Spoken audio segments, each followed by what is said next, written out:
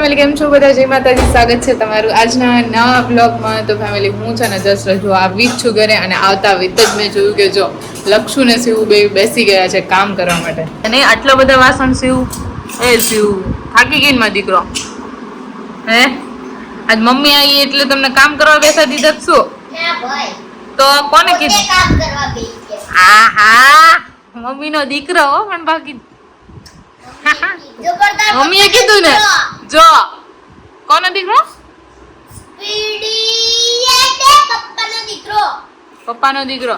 પણ યાર બધું એની ઉપર ઉપર ચડાઈ ના કર, પડશે તો ગ્લાસ ને કપ ને બધું તૂટી જશે ભાઈ.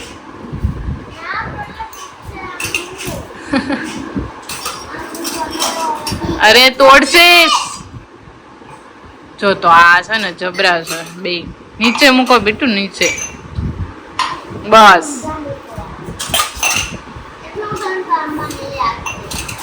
શું થયું?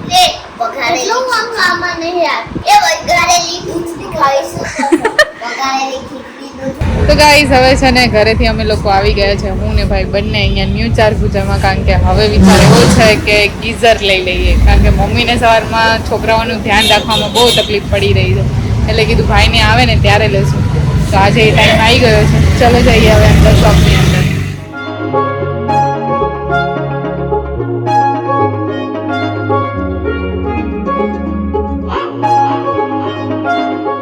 જે નક્કી કરીને આવ્યા હતા કે કયું લેવું છે એ તો અહીંયા પીસ અવેલેબલ છે નહીં. હવે બે જ અવેલેબલ છે, એમાંથી આ આપણે ડિસાઈડ કર્યું છે. તો બી પપ્પા સાથે એક વખત વાત થઈ જાય પછી નક્કી કરીએ કે આગળ શું કરવું છે.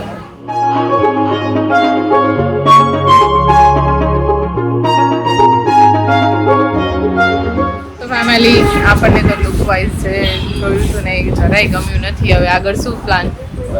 હવે જોઈશ થોડા દિવસ રહીને. હા નકર હું લેતો આવીશ, કારણ કે આપણે ત્યાં બને દાંતીવાડા મેં જે લખાયું ને એવું બીજું મળે. સારું ચલો તો જઈએ હવે ઘરે. તો ફેમિલી ઘરે આવ્યા ને લક્ષુભાઈ છે ને શિવ બની કમ્પ્લેન કરી. શું કમ્પ્લેન કરી શિવની લક્ષુએ? એ ગળું દબાઈ દીધું. મેં જ્યાં બોલાવતો હોય બોલાવા છે કે હાલ દીદી હાલ, કે મમ્મી ચોકલેટ આપે. અહીંયા જો એક તો કામ ખૂટ્યું ના હોય ને એમાં પાસે એ ભાઈ નું ચાલુ હોય નહીં. તને કોણે માર્યું?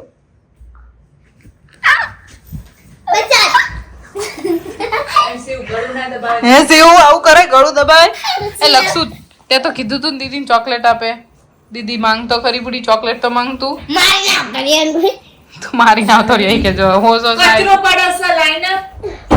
એ બેન તમે થોડુંક કામ અમારું વધારશો નહીં ને બાપા, થોડું શાંતિ રાખો ને તમે.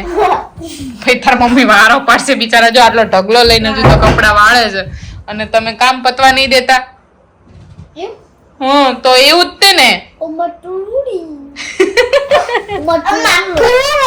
હે जो मन मारे थे आगे से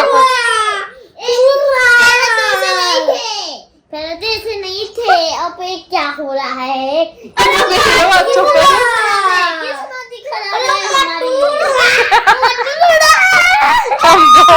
हम जो मेरी एक बात कहूं, अब हमारे लोगों से खाने में मजा आवे। जानी मानी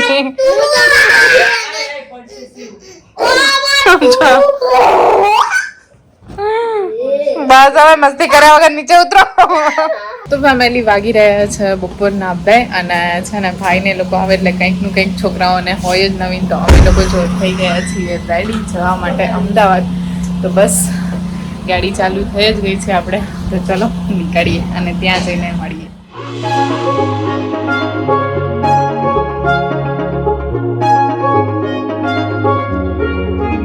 લક્ષુભાઈ હવે સુઈને જાગ્યા છે, પણ બીટું તને તો છે ને શરદી થઈ ગઈ.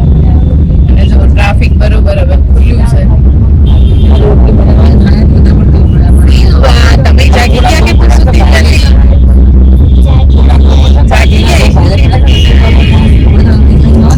શરદી થઈ ગઈ એટલે હવે આજે તારે છે ને બર્ગર કઈ ખાવાનું જ નહીં.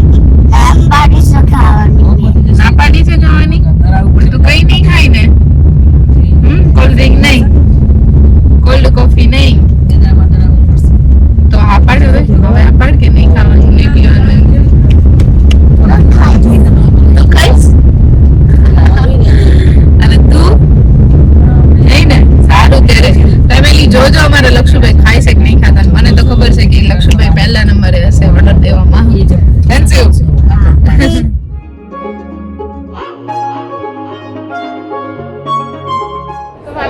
કે આપણું કામ હતું જે પતી ગયું છે હવે. लोकेशन पता नहीं चल रहा है गाड़ी कहाँ पे रखी है पापा को रखी हाँ पापा और मम्मा वहाँ खड़े हैं इसलिए हाँ हाँ तो अब क्या करेंगे हम हम गाड़ी के लोकेशन देखेंगे लोकेशन देखेंगे कि लोकेशन लोग देखेगा ये तो बता कि अब हमें जाना कहाँ पे है नेक्स्ट मुझे पता नहीं मुझको पता नहीं है शॉपिंग के लिए આવી ગયા છીએ આપણે ડીમાર્ટમાં કારણ કે ઘરની થોડી ઘણી વસ્તુ લેવાની હતી જે છે ને પોસિબલ રહેતી નથી થોડા બહાર જઈએ અને લઈએ એના કરતાં એક જ સાથે મમ્મી સાથે હોય ને ત્યારે ખાસ લેવાય જાય કારણ કે મમ્મી છે ને ખાસ બહાર આવે જ નહીં દોડકા એટલે મેં કીધું આજે તમે સાથે હા આજે તમે સાથે છો ને તો બધી જ વસ્તુ લઈ જ લો એમ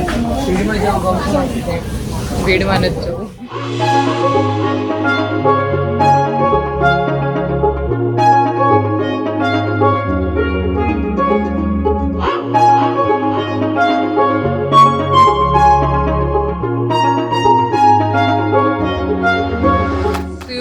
અને લક્ષુ બેજો એની જ વસ્તુ લેવામાં પડ્યા છે લક્ષુ ને મજા આવી ગઈ લક્ષુ ભાઈ તાર ટ્રોલી બેગમાં તાર બેસું ટ્રોલી બેગમાં ઓય તું મોટો થઈ ગયો હવે એમાં ના ચાલે ભાઈ એ ભાઈ લક્ષુભાઈ ને એમની માટે ટોવેલ જોવાય છે કલર મસ્ત છે હો મમ્મી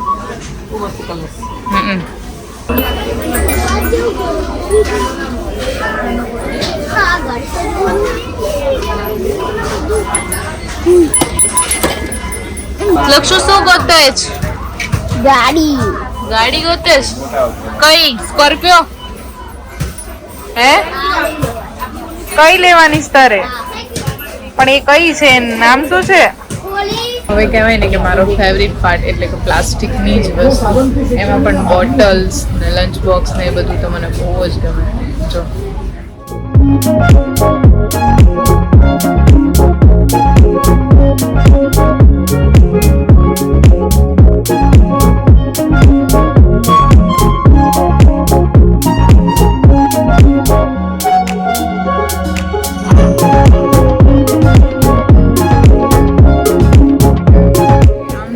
તો ગ્રોસરી માટે ઘરના કરિયાણા માટે છે ને આ ડીમાર્ટ બહુ જ સારામાં સારું છે પણ એમાં એવું છે કે આપણે વાવડા પણ ડીમાર્ટ નથી અને ધોળકા આવ્યા તો ત્યાં પણ ડીમાર્ટ નથી એટલે છે ને અમદાવાદ વગર ઓપ્શન જ નથી આપણે બસ અહીંયા ક્યારેક આવી અને મમ્મી સાથે હોય ને તો જ ઘરની સારી એવી સરસ મજાની બધી જ કહેવાય ને વસ્તુ આવી જાય પણ કંઈ નહીં હવે આપણે લઈ પણ લીધી છે વસ્તુ તો ચાલો નીકળીએ હવે બહાર અને જઈએ આગળ લક્ષુના મોઢામાં નથી જતી લક્ષુ અને તું પાણીપુરી ખાવા બેસી ગયો ભાઈ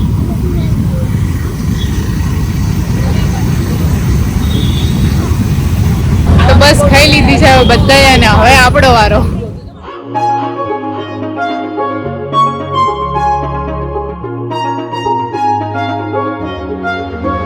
કેવી લાગી મમ્મી સરસ પાણીપુરી સારો ટેસ્ટ મસ્ત હતો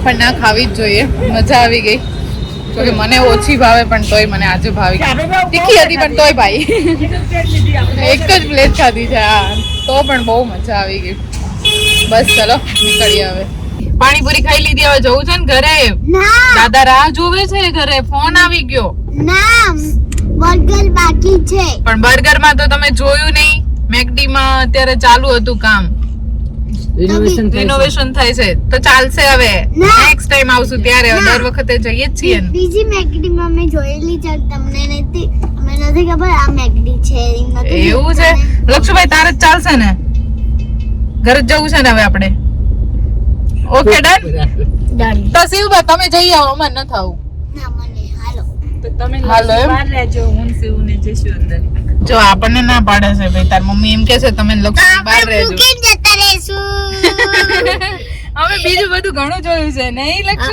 આપણે રમદાર અમે ગાડી લઈ જતા રહેશું કે તમે આવજો ફેમિલી હા ફેમિલી તમે આવજો શું કામ આવજો પણ ઈ તો કે ખાવા બર્ગર ખાવા પપ્પા હવે આગળ લઈ લો હવે આપણે ઇસ્કોન જવાનું છે હાલો હાલો તને ખબર છે ઇસ્કોન છે એમ હા હે તો અહીંયાથી સીધે સીધો આ રસ્તો ઇસ્કોન જ જશે ને ઓકે ચલો જોઈએ હવે ઇસ્કોન નીકળે છે કે નથી નીકળતું. જે રાઈટ સાઈડ વળવું પડશે હા જો રાઈટ સાઈડ અહીંયાથી વળવું પડશે. પ્રહલાદનગર છે ભાઈ. પ્રહલાદનગર છે પછી આગળ જશું એટલે આવશે ઇસ્કોન. શિવબા યાદ રાખી લેજો હો આટલું. હા દર વખતે પ્રહલાદનગર માં જાય. એ આજ પણ આપણે ગમે અહીંયા જઈએ ને એટલે ટ્રાફિક તો પહેલા જ હોય. સિગ્નલ ઉપર હા અમદાવાદ કોને કહેવાય ટ્રાફિક ને ટ્રાફિક. તમે કીધું એમ પહોંચી તો ગયા હો આપણે મેકડી નહીં લક્ષ્મણ ખાવા ના પાડી તમે તે તો અમે થોડા બાકી રહીએ કઈ અમે આવીએ તો ખરા જ ને. તમે તો કીધું ના અમે તમે ખાવાના એ તો લક્ષુ ને છે ને બીમાર પડી ગયો છે ભાઈ શરદી થઈ ગઈ છે જો એટલે અમે તો આવવાના જ છીએ અમે કઈ થોડા બહાર બેસી રહીએ. તમને મૂકી તો કેમ જવું વળી તમે આવો શેમાં પાછા એટલે અમને દાદા એમ કે કેમ મૂકીને આયા એટલે હો બેન.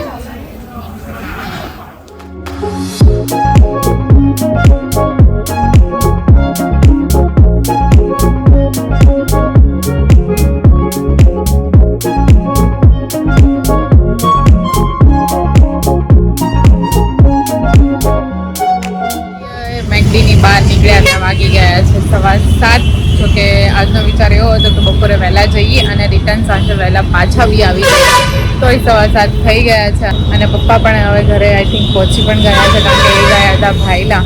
તો હવે છે ને આપણે મોડું કર્યા વગર જલ્દીથી નીકળીએ જીવન્યા ઘરે. આપણે આવી ગયા છીએ ઘરે અને વાગી ગયા છે 8:30. તો આજનો દિવસ બહુ સારો રહ્યો અને બ્લોગ તમને ગમ્યો હોય તો લાઈક કરજો શેર કરજો અને કોમેન્ટ કરવાનું ભૂલતા નહીં. ચેનલ પર નવા છો તો સબસ્ક્રાઈબ પણ કરતા જજો. મળીશું હવે આવતીકાલે ફરી એક નવા બ્લોગ સાથે. ત્યાં સુધી જય માતાજી.